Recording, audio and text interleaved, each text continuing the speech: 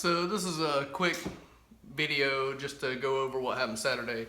So I had a little bit of issue with the car at the track last time I took it out. It had a surge going down the track and I couldn't really diagnose it. Got home, changed the plugs. They didn't look too bad. They were a little rich, maybe 4 out of the 8 were a little rich.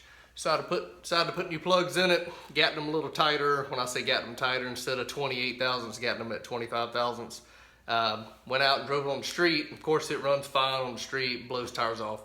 It's just under a load is where it was trying to have a little bit of a surge in it. So I strapped down the dyno at Fastlane on Saturday and Caleb made a couple hits on the car. With the boost turned up a little bit just to see if it would do it more under load with more boost. The car was still surging a little bit. We ran the car hot. I didn't want to have anything to skew the results as far as running it really cold or just normal operation, just like it would be off the street. So right off the street, we drove it down I-40, trying to get some test passes in. It's just blowing the tires off, so we couldn't really try it there. So we strapped it down. The car's completely hot. The air in the shop was, plus 95 degrees, and it made 1,000 real horsepower. Had a little bit of a surge. I changed a few things. By that, I mean I went in. I have a Hobb switch that turns on the 2 and 3 fuel pumps in the back. I was thinking maybe something's going on with the vacuum signal and the Hobb switch isn't engaging all the way, whether it's a bad Hobb switch or the vacuum signal, I couldn't tell. So I bypassed the Hobb switch by jumping the wires on it. So it's running all 3 pumps at the same time, and we made another pull and it seemed to help. It actually was a little bit smoother.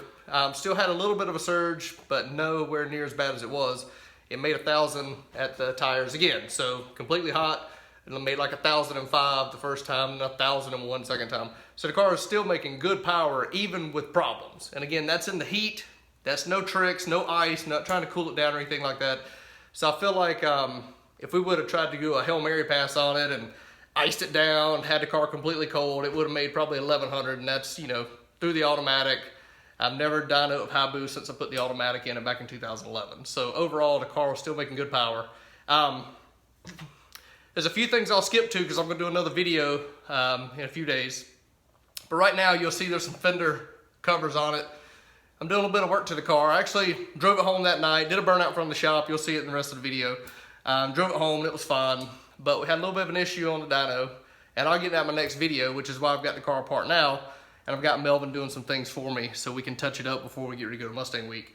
Maybe I'll get some more time to go to the track and get a couple passes in now that I've got a higher number. The number I'm running with at the track is only like 850 horsepower, which is what it was set to before.